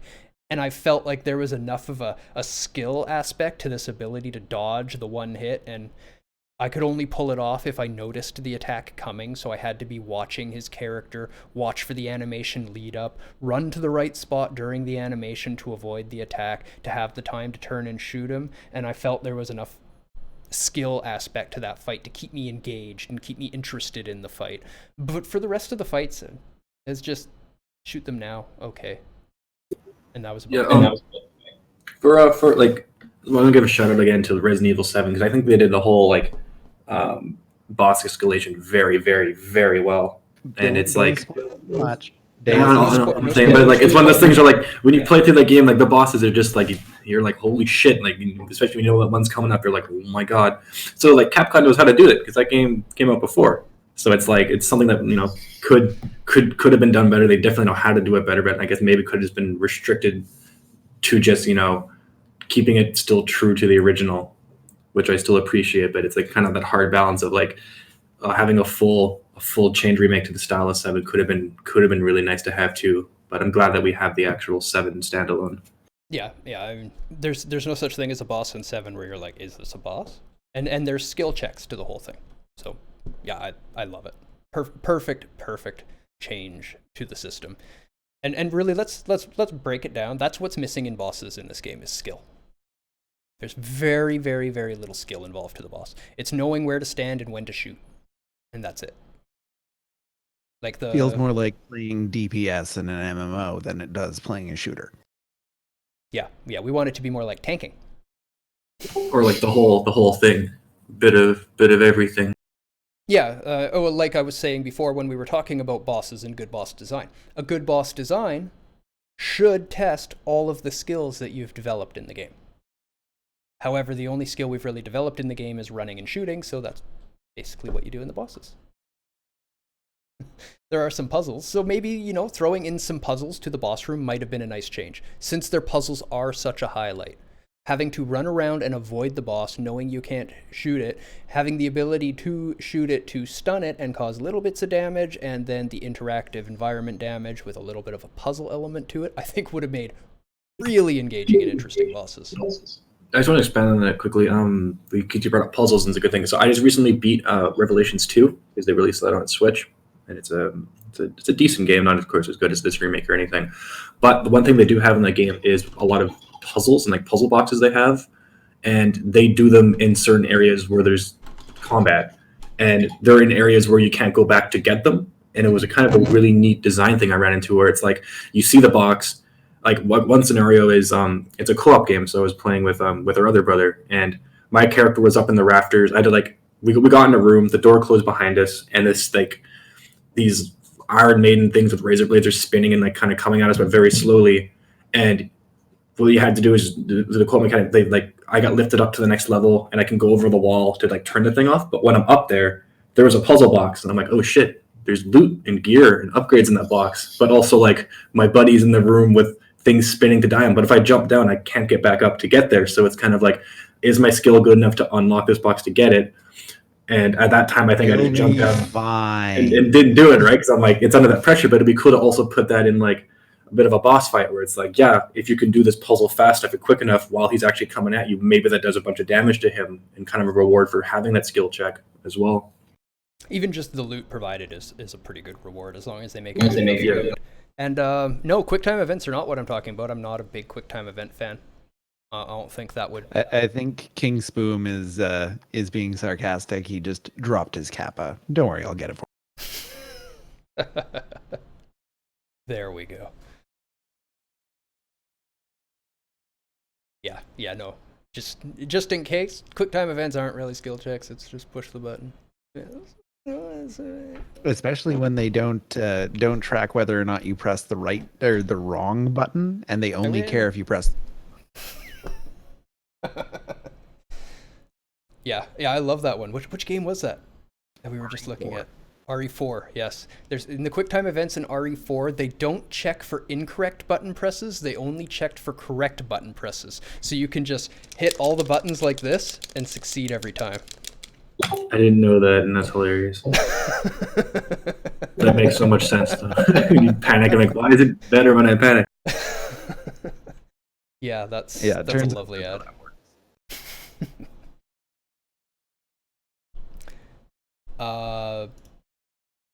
Kingdom Hearts 2 messed it up as well. I didn't play Kingdom Hearts 2. I only played the first one. I didn't even finish it. I almost beat it, though. Put a lot of hours into it. Pretty good game. Pretty good game. A lot of game. There is a lot of game in that series. In the series, yeah, but even just Kingdom Hearts. Pretty good game. I was happy with the first one. I don't know why I didn't play the rest of them. I wasn't a huge action fan in those days. It took a really good action game to convert me. I tried going back. I don't think it's the greatest action game, to be perfectly honest. Please don't crucify me, internet. Too late. They've already begun. They're building the cross for me. Okay. Let's get this finished so they can go ahead and burn me. Okay, where were we? We were talking about puzzles and boss skill, and I really think we've hit a good boss formula there. That would work. Yeah, it's reminiscent of more actiony boss battles, like in the God of War games, for instance. There would be, a stereotypical spectacle fighter sort of boss thing, and then you'd have a couple of QTEs and maybe some levers you need to go pull and a puzzle you need to solve, and then you can go back to fighting them. It works well. It's good. It was actually making me think of Darksiders when I was talking about it. Yeah, absolutely. And Darksiders had some awesome bosses. I loved Darksiders bosses. That was fun. You gotta play the second one. I really want your opinion on it because I did not like the map or the loot system. I started playing it. I can't tell you anything about it though, and I never went back to it. That's more or less my experience. Yeah, I don't know if I actually had issues with the game itself. Yeah. So for the too much power creep, just throw more big enemies. That doesn't really solve power creep, though. That's just power creeping everything else as well. Well, that does solve power creep, right? You don't have to worry about the power creep as long as everything is an even challenge still. But not in a kind of fun way that it can be solved, though. It's just like if everything keeps scaling up with you, there's not really a change when we can, do different ways to, restrict that power or, make the enemies more powerful and different, or throw another different kind of, because this game was you're powerful depending on how much gun and how much ammo you have, right? So then that kind of brings us back to now things are just spongier, and now things just, are stronger that way. It doesn't have to be spongier, right? Like, I really liked those sewer monsters for soaking up some of the ammo that you didn't have to kill, but definitely beneficial. They're pretty easy to catch you. They can poison you. They do a good number of damage. I burned a lot of flamer ammo when I was down there, and or grenade launcher ammo to kill them. One thing that I think of almost immediately is scaling horizontally rather than vertically. Throw more enemies at you. Well, that's another kind of what I'm talking about. More of the big enemies. Yeah. Another way to do it would be to use different types of enemies, which is more in line with the big enemies things. Like, you're in this secret underground lab. There's probably going to be armed guards there. They're kitted out in body armor and helmets and what have you. It's another great way to feel like, you have gotten more powerful, but they're also more difficult to kill, and it's lore friendly. Touching on that real quick while you're umming, I mean, everything's laid out for that already. They have everything in their lore ready for it. They even have the hunk story to explain all of the SWAT guards that are dead in that sewer area. If they get up as zombies, which they don't, But if they did, And they should. there's some armored zombies that are much tougher than normal zombies, because now you've got to deal with body armor. Riot gear. It's also like a police station, so it fits in very well, even without having to explain it. I don't think people would question it too much if, there's police with police armor. Yeah, here and there. Here and there in the active areas. For the average zombie wandering around the halls of the police station, absolutely they should not be wearing SWAT gear, because you don't hang out in SWAT gear. That shit's not comfortable, it's hot, it's heavy. You only wear it when you're active in that task. Yeah, which would make sense. Like, you think, like, I can't remember how, if they addressed this or not, the police station being like relatively abandoned, even though it looked like it was barricaded a bit, or like you'd think that they would have tried to do something, or there would have been some sort of prepping, or like it would still make sense to maybe catch the odd armored zombie somewhere, maybe in a certain room, right? Maybe the armory, someone was trying to get ready for this, and then something got them. They had them scattered around the building. It's just they were all dead. None of them got up. You did see them in the police station. Yeah. Yeah, I would have loved to have seen them use that more to create a variety in the enemies. Use your helmet idea with them so that we can soak up a few extra bullets from these guys. Yeah, I think my way of dealing with the power creep would specifically be to stop scaling vertically. Like, stop giving things more health. Maybe you have, one or two of the sewer monster style enemies, but scale horizontally instead. Diversify, have different kinds of enemies, have more enemies. And it'll allow you to still feel powerful because you are killing lots of little things in, a couple of hits. But there's enough of them that they are still very much a threat. Maybe I didn't specify quite properly for you when I was saying put more of the big guys in. I'm saying put more of the big guys in to help chew up that ammo and make things more dangerous, but that doesn't mean you take out the little guys. You need to leave the early little guys in with their original scaled health so that you can blow them away while dealing with the bigger things, so you can feel stronger while still be challenged. Yeah, that I agree with.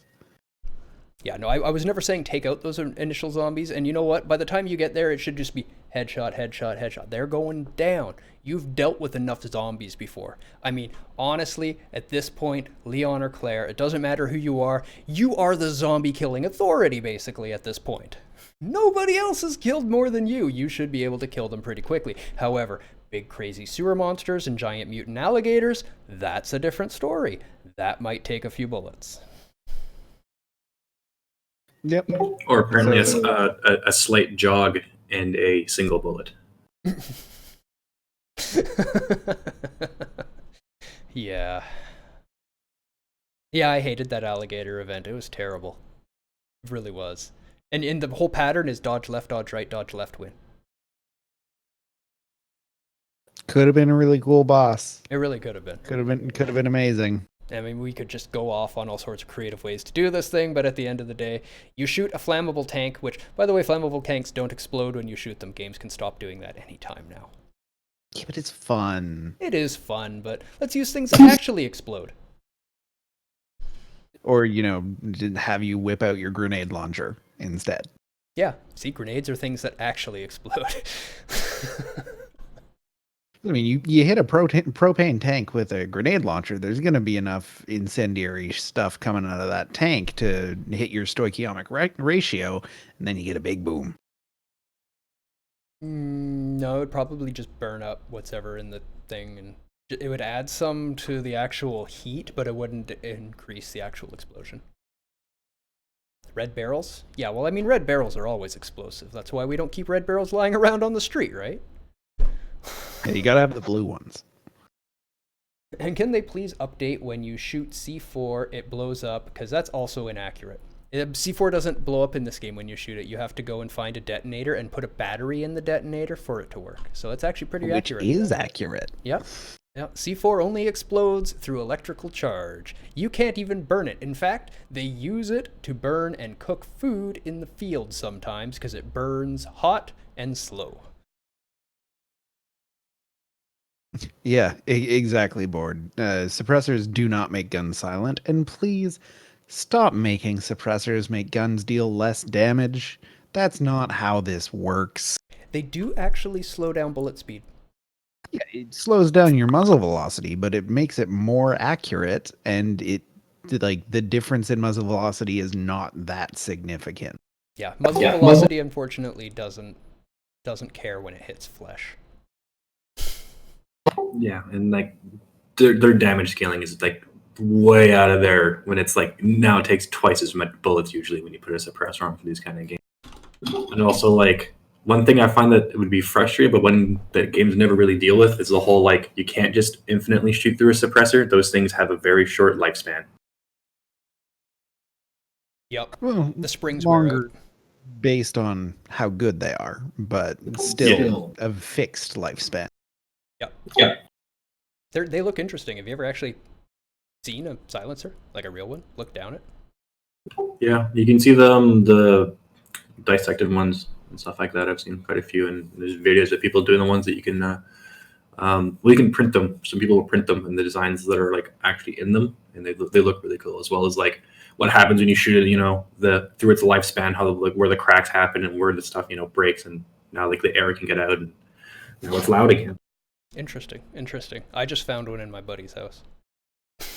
Oh man, they're banned here. So. I know. Yeah, that was some years ago. We won't name names. Nobody's getting in trouble. Don't worry about it. Mission life. My favorite are games that put silencers on revolvers. Hey, Oh, hey, it's okay. fun. All right. It's and then the gun is silent too, and it's like, what? Sure, I love it. Nobody could possibly hear the gases escaping the cartridge in the revolver. It's not. It all goes forward. Everything goes forward. It's a gun. Everything goes forward. Or, I want to hear from Anyway. chat at the same time here. While we're just going off about random bullet stuff, what do you guys think? What do you think of our fixes? Do you think we're ruining the game? Do you think this would actually improve it? Would you want to make a change that you haven't seen here? Yeah, because we definitely will just like ramble about weird technology stuff, and guns are technology. They are. Yep. And I mean, when it comes to making and fixing games, we think we're great, so we're gonna love our ideas. So we need you guys to put us in our place and be like, no, calm your egos down. You're not all that hot, and here's where you're fucking wrong. So tell us. Yeah, for the record, being fucking wrong is one of my favorite things. That's how I learn. Yeah, the few people that know me will know that when I'm wrong, I'll be the first one to go, wow, I was flat out fucking wrong here. And you know why that's important? Pseudo, why is it important to know when you're wrong? because you're wrong. It's the one way to improve to actually learn how to be right. Exactly. If you're always right in your mind and never wrong in your mind, then you're never going to actually be right. I know that I am wise, for I know that I know nothing. One of my favorite sayings. Yeah, I mean, I don't have any pride to swallow, really, at that point. I like my ideas, but I don't think that my ideas are the greatest. I realize that my mind and other people's minds are very, very, very, very different, and most of the ideas I have, they don't have, and most of the ideas they have, I don't have. So I'm sharing my crazy ideas, and I really want to know what you think. Also, buy an 8-bit dough. Yeah, they make really good controllers. Buy them. Thank you for getting me mine. Yes, I gave Pseudo his for Christmas a few years ago, and man, what a controller. I love it. I have it in my drawer in my office at work. Awesome.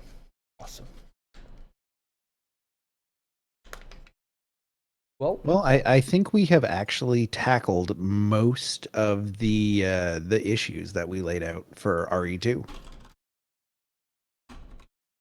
Oh yeah, you saw TaskBot? Yeah, TaskBot's pretty dope. I love TaskBot. Oh my god! Every year, the video in this, I always make sure to watch at least like the TaskBot streams. The Brain Age ones are just like fantastic. It just blows. Yeah, it was this year. It was a like 10-minute SMB 3 TaskBot run, I believe. Cheers, Raven. Yeah, Cheers, Lo. Welcome to stream, Raven. they've done some really cool stuff with TaskBot. Yeah, TazBot is very, very cool. Software's coming to some very, very cool places. We're in awe. Yeah. Indeed. So I guess I want to get an actual response from you guys here. I didn't get any response when I was asking if it's wrong. Let's hear what you actually think of our fixes. I want an opinion. Do you like them? Do you dislike them? And do you think that they need work? Please disagree with us by all means. Yep, Deus has gone invisible.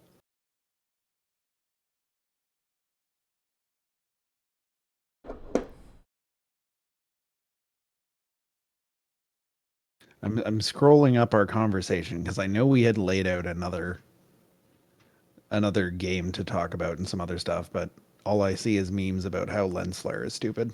I think we were going to talk about. I think we briefly said Doom and briefly said Fallen Order. Worlds, Fallen Order. But I mean, Other Worlds might be good. We've done almost 2 hours just for this game. Yeah. But we can talk about another one. Let's just casually talk about one. Casually talk about. Well, Outer Worlds could definitely be one because that's one that was like smaller team. Definitely had tons of room for improvement. Was definitely very, very well done in the places it did things. Let's start out by saying with this game that every area of shortcoming is a shortcoming of budget, and they consciously made most of these shortcomings because they knew how much money they had and they knew where they had to spend it to make a good game. So huge, huge, huge shout out to Obsidian team for putting out a fantastic product on a budget. Yeah, it's a wonderful, wonderful game. And I say that as somebody who is not the kind of person who would generally play that style of game. I am not into open world games. I'm not into, mostly dialogue driven RPGs, but it is a truly staggering achievement, especially on the relatively small budget that they had. Yeah. So okay, guys. Chat. We got 20 minutes. What do you want us to talk about for game? We've got Outer Worlds we can talk about. We can talk about some Fallen Order. Pseudo hasn't gotten to play it, so he might not know the issues as well, but Pseudo's a pretty bright guy when it comes to game design. I bet you if we talk about some issues, he'd just be like, here's some cool ways to fix that. So I'm sure he'd be into the conversation anyway. Yeah. Is there anything that you would like to see, chat? What do you want us to pick apart for a little bit? Talk about the issues of. As long as one or, of us or we played could it. just like shit on Destiny 2 for a while. Yeah, we could shit all over Destiny too. Totally fine with that one. Or Borderlands. Borderlands is a good one to shit on. Oh yeah, Borderlands has a lot of problems. Yeah, more mechanics would probably help the combat, but we don't. Like, the game's not a running, gunning game, right? It's a survival game. So the fact that all the character can do is run around, interact, and shoot isn't necessarily a problem, as long as we design the game with that action and skill set in mind and use it creatively. Using the small set creatively is the most important. I'd almost akin it to the old guitar bass argument where people will say the bass is easier to play because it's got less strings, but people will say the bass is harder to play because it's harder to be creative with less. Or people who actually play both instruments say, nah, it's just a totally different skill set. Yep. At the end of the day, that is basically the truth. That is what everyone I know who plays both says. But yeah, I mean, more mechanics makes it interesting. And I did touch on that with the RE7 reference where I was talking about adding the block to the combat and it being a highly, highly, highly effective block so that we've added all this skill and interactivity. And now I'm paying attention to the boss's animations and responding in real time to events. And it really makes me feel like I'm in there. I don't think that would work well with RE2 with the third person, and that's why they made it the first person, but it's definitely something to add to a game in general. Yeah, I mean, even environmental mechanics and stuff like that could have been added. One thing I would have liked to see is maybe a bit more of a kind of side effect or a punish to getting bit by zombies. It's always a nitpick to me in these games that you can just like endlessly get bitten and there's no side effect from it. That's But fine. Don't worry about yeah, it. like your buddy gets bitten once and oh man, he's gone, he's a goner, and it's like you're sitting there with like 5 bite marks still, and you're like, oh, I'm fine, or like have some sort of thing, even if it's just like a bleed or some sort of downfall or punishment. Would have been nice to have as a mechanic, as in just like your only real downside is like you only have so many healing options, but there is just like the one herb that's the cure all kind of essential oil. Oh, speaking of essential oils, have you seen how essential the oil is in RE7? I love it, Oh dude. goodness, that is an essential oil. Actually, Pseudo was the one who made that joke at the time. But yeah, I've actually I like where you guys went with that. Thank you very much, King Spoon, for bringing that up, because that totally reminds me, based on what Pseudo was saying, that yeah, there is a blue herb in this game. I bet you a lot of people go through their playthrough and never even need to use it. You could totally have a counter as a build up for poison, or maybe if you take a certain number of bites, you get poison, to add something to the zombie bites to say, yeah, these things are actually, infectious. Or at least give you something to do with the blue herbs. Yeah. Because honestly, for the longest time, and even when you started playing it, because I never had to use the damn things, I was just like, yeah, I think they give you like a vitality boost or something. Never had to use them. Never had to do it. Yeah, I completely forgot about them as well. Yeah. There is actually a mechanic of a blue herb because the things in the sewer can poison you. That's there's one enemy in the game that can cause it, and that's how I started knowing I was getting in a bad spot, because I got to a place I'm like, okay, I'm starting to find blue herbs. All right, that means there's poison coming up. Yeah, no, but you do find a few of them here and there all over the place from the beginning. It doesn't make a lot of sense. They're pretty useless all in all, and yeah, I think I love your idea of adding a little bit more to the zombie bite.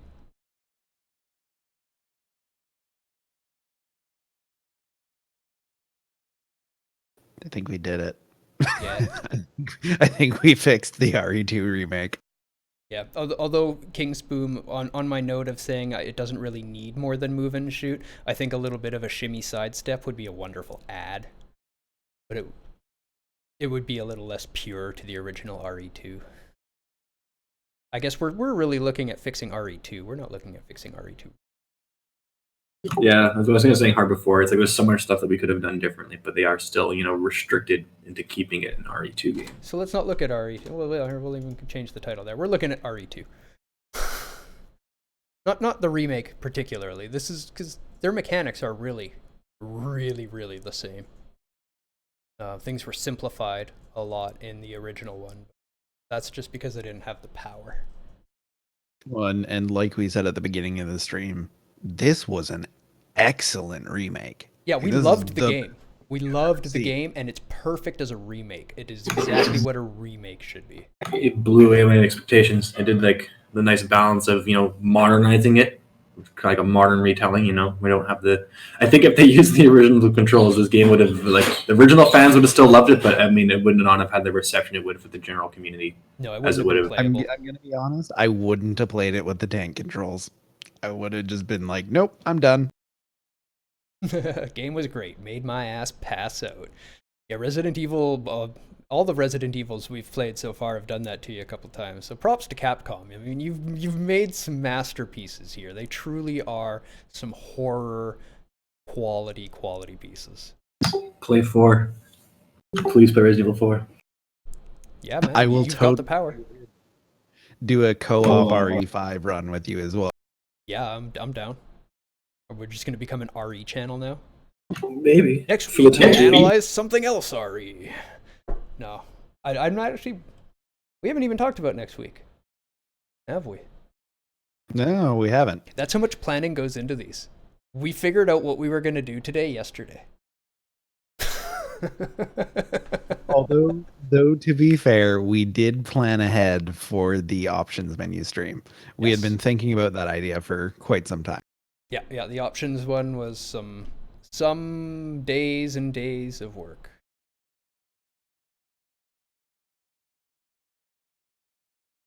I'm not sure what the what's to.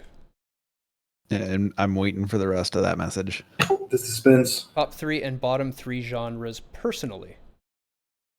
Okay. I mean, that's tough. Genres. Ooh, My top three personal genres would be okay, and we've actually done a genre episode, which is kind of interesting, and we figured out that there's 7 genres.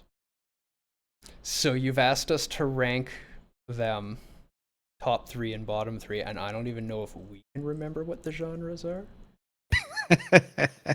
I remember most of them. But we'll probably be expanding this to also just kind of like the subgenres and stuff, right? To kind of Okay, yeah, let's include tags. Our 3 favorite tags. So I like action RPGs myself. Here, we'll write it down. Deus. Action RPGs. MMORPGs. And probably base building. Civ. Factorio did consume your life for a while there. It still does sometimes. Still does. I would have to go with probably. I guess it's an action RPG, like FromSoft stuff, action RPGs. Yep. In my top 3, definitely. Shooters. I love me a first-person shooter. Just like Doom 2016, transcendently good. Okay, hold on. You don't need to like shooters to love Doom 2016. That's fair. That is fair. I love Doom 2016. If you don't like shooters, play Doom 2016. You will enjoy a shooter and be like, oh, this is why they like those other games. You still won't like those other games, but it'll give you a glimpse into why they're good. And then to round out my top 3, I would actually probably say driving games. Driving games are really fun. they are. They're like, especially I'm not sure if you ever played Need for Speed Most Wanted and Most Wanted 2. It was one of like the most played games of my childhood. Yep. That was fantastic. I do like me a driving game as well. I don't play them very often, but when we do get into one, we get into it. I'll break up the steering wheel and pedals next time you're over. It's really good with the headset too. Yeah, Rage, you should come by for that as well. VR headset, driving game with pedals, steering wheel, and shifter. I'm down. Let's do it. Yeah. Roll up some project cars. We'll take some videos of it and throw it on the website. So for my genres, top 3 would be FPS, of course. It's just what I've always done. It's what I was good at. It's nice when you're. It's rewarding, very rewarding. Action RPGs. I don't like them. Nobody likes getting beat by their little brother. And after that would be, of course, action RPG.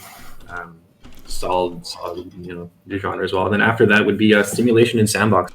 I have very little attention span, and it is very, very, very fun in those styles of games where you just have a sandbox and it's like, all right, do whatever, see whatever can happen. Just like whatever random stuff pops in your mind, you can do it. For bottom 3, even though I really did like Guitar Hero, I really don't care much for rhythm games. I find them to be kind of frustrating at times, which is weird as I do play, like I'm a musician, and it's like, I don't know, something about, it's just not a genre that I really. You're a drummer, man. You're a drummer. I know, right? Like this should be my jam. I like them, but I guess I just get bored, right? It's like I could I'll start playing a rhythm game and like, you know what? I'm just gonna go play my drums. Like it's a more, if I wanted to do that, I guess. But the other thing would be grand strategy kind of games. I find it really hard for me to get into because of like lack of attention span. If I get like a giant manual in front of me and like a giant unit list, I'm like, oh shit. Like I love what they can do, and I am so jealous. That's why I'm kind of glad about like Twitch is a thing and YouTube videos, because I can watch these very smart people play these games. I'm like, man, that's so cool. It was like that. We were watching something a couple panels ago that super complicated military simulation game. Oh yeah. And it's like, man, I could never play that. My God, it is cool. And I'm so jealous of the people that can do that. But personally, can't do it. And then the last thing is just like, I don't even know what to call it for a genre, but just like 90% of the mobile games out there, like anything with that freemium model, I just can't handle anything that has like call them mobile games. Yeah, like I know there's an actual genre topic for or a tag for it, but yeah, anything that's like the whole. I don't mind base building games and the things, but I hate the ones that are just restricted with timing and stuff like that, and hate like all that stuff. All right, I'm not pushing you to the bottom. I'm just keeping it in the same order because I'm pedantic like that. No, that is fair. My bottom 3. I hate shmups. I just do. I like watching shmups. I could watch shmups, but I hate playing shmups. I don't want to find that 2-pixel hole. That doesn't interest me. Should we maybe clarify what shmups are? Does anybody not know what shmups are? I have Mara behind me here, and the first thing she said is, "What's shmups?" I don't get it. Hi, Mara. Hello. Welcome to Stram. Oh. Yeah, go ahead and explain shmups then. Since you have a question in the room, go ahead and explain it. Like, me explain or you explain it? No, you go ahead. You got asked. Why would I explain the question that I asked? I asked. You got asked. Okay. I confused myself there. I'm sorry. I got put on the spot. And I was like, it's that short attention span. I'm sure I was the one who asked this. Okay, a shmup is short for shoot 'em up. It's where you're a little character on the screen and you just have a wave of bullets coming at you in patterns and you have to sort of find your way through them while shooting at the enemy on the screen. They stem from the old arcade games like 1949 and 1939. Another term for it is also, I think, bullet hell. Yeah, bullet hells. Bullet hells is another name for it. We can put that on there.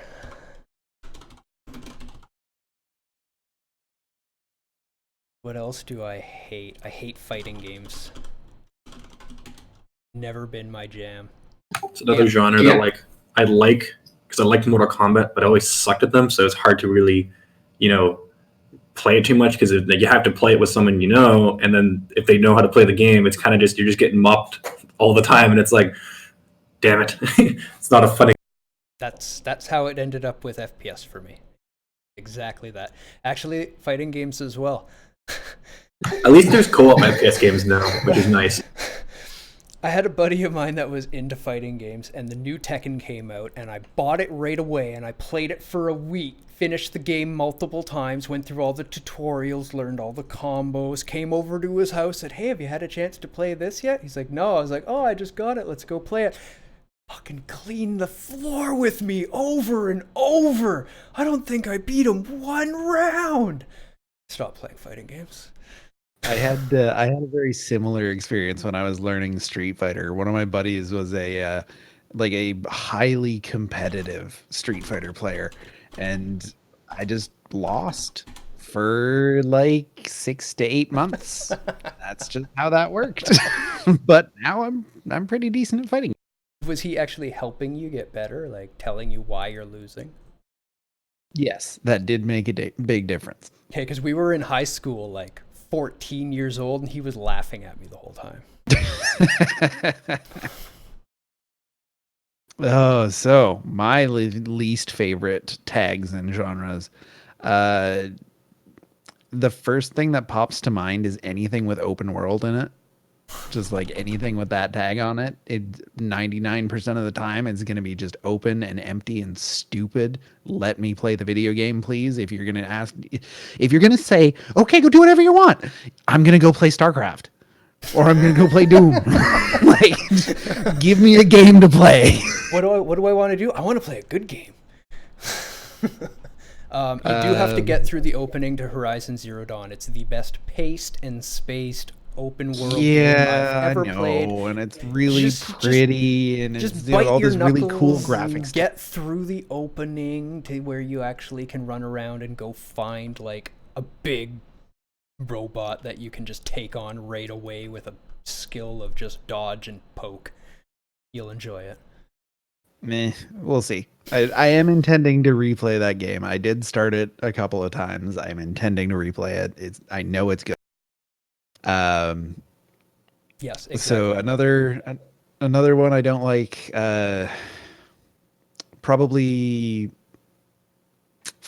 How would you describe like GTA and Grand Theft Horse, aka Open world. Red Dead Redemption? Yeah, those are just still the open world. Open world. Yeah, They're just open world action games, basically. So yeah, open world genre. And see, There you the go. thing is, like, I guess 4X would fall under it. I'm not really a huge fan of 4X or grand strategy games. I generally tend to enjoy strategy games, but ones that I can be more like mechanically involved in rather than pure strategy. 4X isn't all strategy, so we'll say 4X because that's the grand strategy. And for the ones, I saw questions on why 4X. 4X is short for explore, expand, exploit, exterminate. Exploit being exploiting the environment, harvesting resources.